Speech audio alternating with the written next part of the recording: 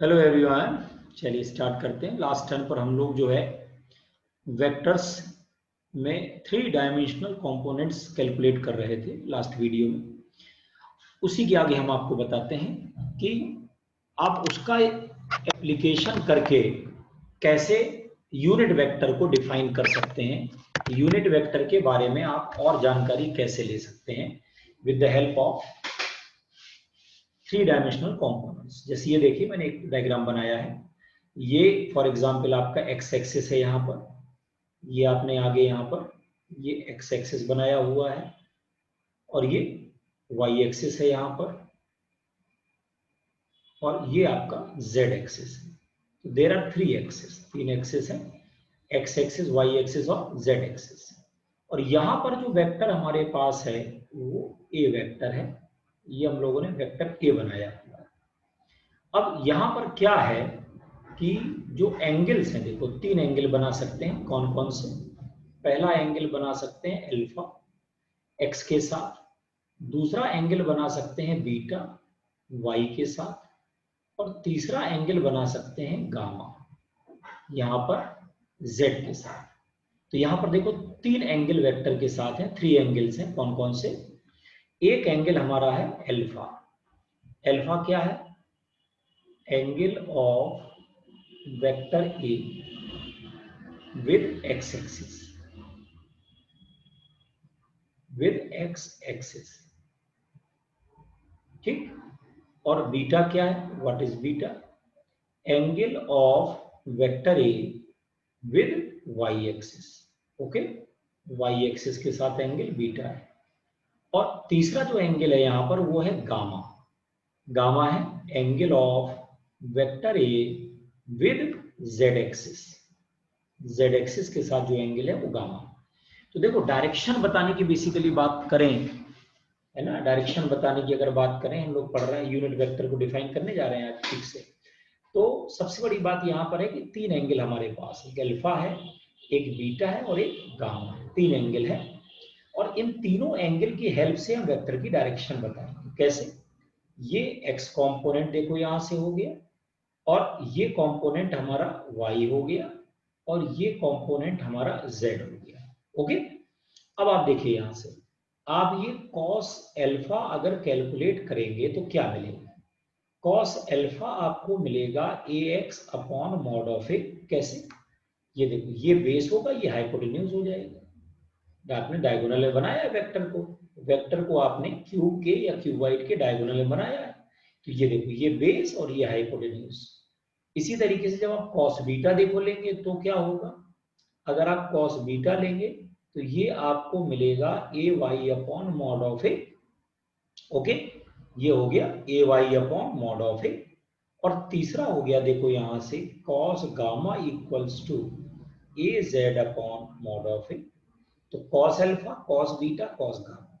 Clear है? Cos alpha, cos beta, cos gamma, ये 3 आपने एंगल की हेल्प से 3 एंगल लेकर के अल्फा बीटा गामा और डायरेक्शन वेक्टर की बताने के लिए डायग्राम बनाया।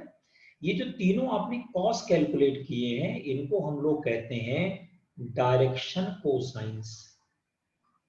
डायरेक्शन कोसाइंस कहलाते हैं। These are called direction cosines. ये हमारे डायरेक्शन कोसाइंस कहलाते हैं। ओके, कॉस का पूरा नाम कोसाइन होता है, तो डायरेक्शन कोसाइन कहलाते हैं। शॉर्ट फॉर्म भी इनके हम लोग मैथ्स में यूज करते हैं। इसको एल से लिखते हैं, इसको हम एम से लिखते हैं, और इसको एन से लिखते हैं। तो ये एल, एम और एन जो होते हैं ये डायरेक्शन कोसाइंस होते हैं। Okay, a x upon mod of a Y upon mod of a Z upon mod.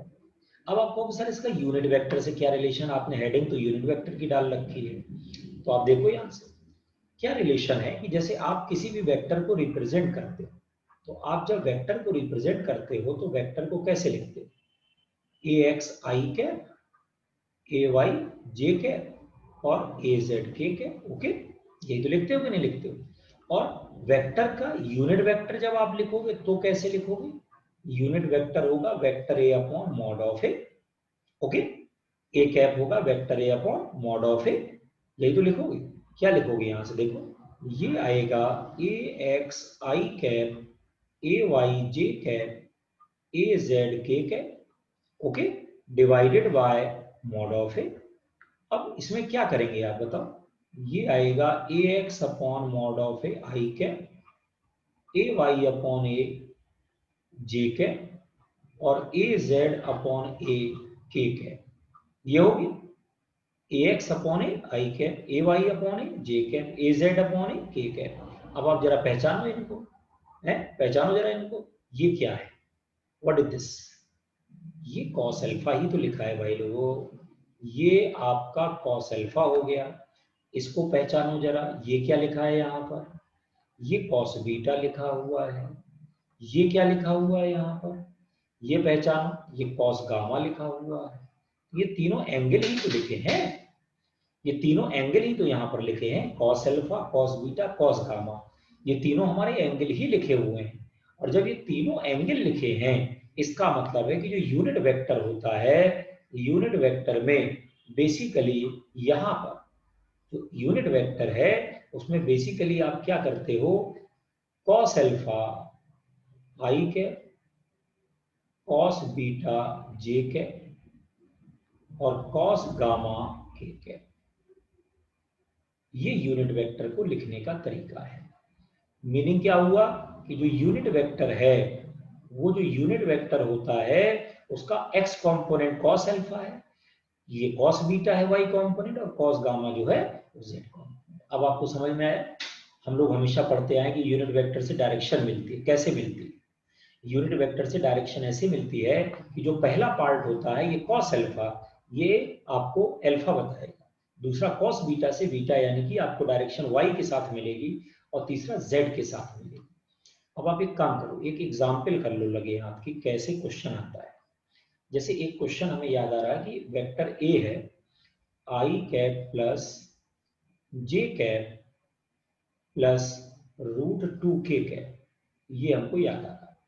ये एक वेक्टर है और इसमें हमसे पूछा गया कि अल्फा बीटा और गामा, ये तीनों जो वैल्यूज हैं अल्फा बीटा गामा की, ये फाइंड करिए। ठीक है, अल्फा का मतलब angle with the x axis, beta का मतलब angle with the y axis और गामा का मतलब angle with the z axis. अब कैसे निकालेंगे आप, तो देखो सबसे पहला काम ए का मैग्नीट्यूड निकालिए, सबसे पहला काम बिना कुछ सोचो ए का मैग्नीट्यूड निकालिए। ए का मैग्नीट्यूड क्या होगा, देखो एक्स कंपोनेंट का स्क्वायर यानी कि 1 का स्क्वायर, यहाँ भी 1 है, ये आएगा 1 प्लस रूट 2 का स्क्वायर हो गया 2, ये हो जाएगा देखो रूट 4, रूट 4 होता है 2, ओके। उसके बाद यहां से ए एक्स कैलकुलेट करो, oh sorry cos alpha calculate करो, यहां से कॉस अल्फा निकालोगे तो कैसे निकलेगा, A x upon mod of A X है 1 मॉड ऑफ ए 2, तो यहां से कॉस अल्फा 1/2, तो अल्फा निकल के आ गया 60 डिग्री, या रेडियन में अगर लिखेंगे तो π/3। एक आंसर हो गया कि नहीं हो गया, one answer is there, okay. अब आइए इसके बाद दूसरा करते हैं, कॉस बीटा कैलकुलेट कर लेते हैं। कॉस बीटा यानी कि y कंपोनेंट 1 और मैग्नीट्यूड 2, तो यहां से देखो बीटा हमको क्या मिल जाएगा, ये भी 60 मिल जाएगा, ये भी 60 हो गया, ओके। तीसरा वाला एंगल क्या है, कॉस गामा है, अगर हम कॉस गामा देखें तो ए जेड रूट 2 दिया है अपॉन 2 है, 2 मतलब हो गए 2 रूट 2 हो गए, ऐसे भी लिख दे, देखिए जो लोग बिल्कुल बिगनर्स हैं उनके लिए भी समझा देते हैं, 2 का मतलब 2 बार रूट 2 हो गया, ये कैंसिल हो गया, क्या मिला बताओ, ये 1/√2 हो गया। अब कॉस की वैल्यू 1/√2 कब होती है, जब गामा जो हमारा होता है वो 45 डिग्री, तो 3 एंगल हमें मिल गए हैं। अल्फा की क्या वैल्यू मिल गई, देखो यहाँ लिख देते हैं, अल्फा 60, बीटा भी आपका 60 और गामा भी आपका 60। तो डायरेक्शन पता चल गई आपको कि कैसे आप डायरेक्शन निकाल सकते हैं। तो यूनिट वेक्टर का काम है डायरेक्शन निकालना, यूनिट वेक्टर का काम है डायरेक्शन निकालना, और वो डायरेक्शन कैसे निकालता है, with the help of alpha beta and gamma, okay. चलिए एक चीज और डिस्कस करते हैं यहाँ पर, और वो क्या डिस्कस करते हैं यहाँ पर कि जैसे मान लो अभी बात हो रही थी कॉस अल्फा की, तो कॉस अल्फा आपने लिखा ए एक्स अपॉन ए, कॉस बीटा आपने लिखा ए वाई अपॉन ए, और कॉस गामा आपने लिखा ए जेड अपॉन ए। ओके, ये लिखा आपने। अब अगर इनका स्क्वायर करके ऐड कर दें, cos square alpha, cos square beta, cos square gamma, okay, तीनों को ऐड करो।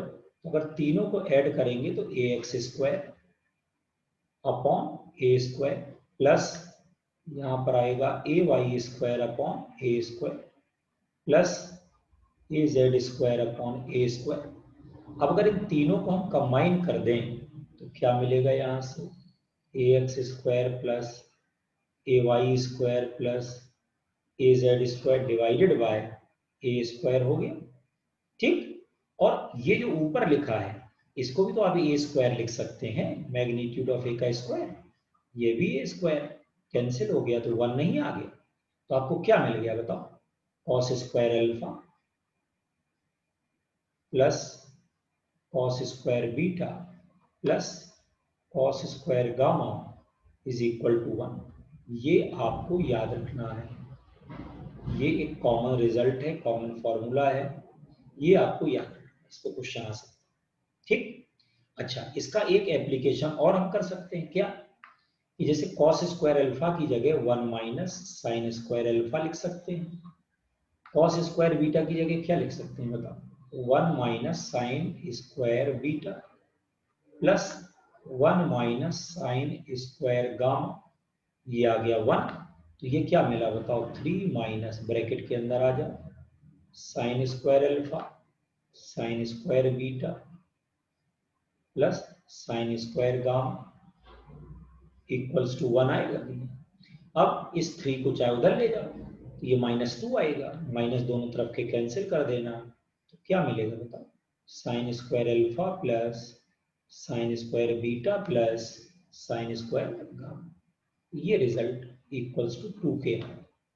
ये sign square alpha plus sine square beta और प्लस साइन स्क्वायर गामा, ठीक है ना, इनका जो रिजल्ट है वो आपको जो मिल रहा है सीधा सीधा जो है वो इक्वल टू 2 के मिल रहा है। ये एक रिजल्ट आप यहाँ पर एक बॉक्स बना देते हैं, ये याद रख सकते हैं, है ना। एक रिजल्ट अपने पास ये कॉस वाला है, ये एक रिजल्ट यहाँ पर अपने पास कॉस वाला है, cos square alpha plus cos square beta plus cos square gamma 1 है ना, और एक साइन स्क्वायर वाला है।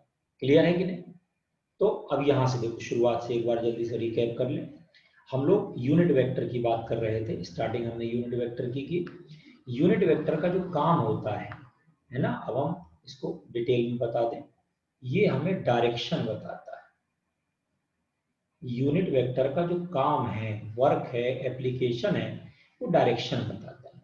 इसका कोई और काम नहीं है, और इसका जो मैग्नीट्यूड है वो 1 है।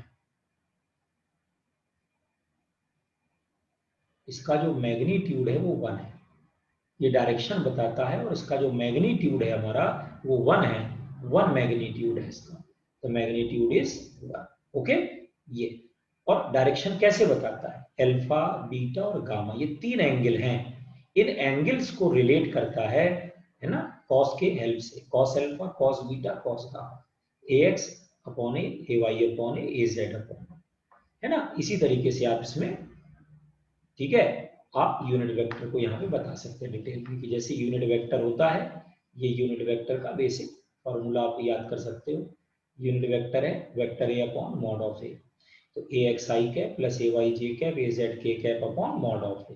तो ये cos alpha cos beta cos gamma, ये तीनों कंपोनेंट जो है इसके यूनिट वेक्टर के, वो बेसिकली एंगल से रिलेटेड होते हैं, डायरेक्शन से रिलेटेड होते हैं। Okay, got it, very good. तो ये हमने आपको एक वेक्टर समझाया, यूनिट वेक्टर। अगला जो वीडियो हम आपको देंगे उसमें आपको वेक्टर के बाकी जो टाइप्स हैं, यूनिट वेक्टर बहुत इंपॉर्टेंट है इसलिए हम उसको अलग से पढ़ाया, बाकी की जो टाइप्स हैं एक साथ आपको एक वीडियो में डिस्कस कर देंगे। ओके, तो नेक्स्ट आपका वीडियो जो होगा उसमें वेक्टर के टाइप्स हम लोग डिस्कस करेंगे। ठीक है, थैंक यू वेरी मच।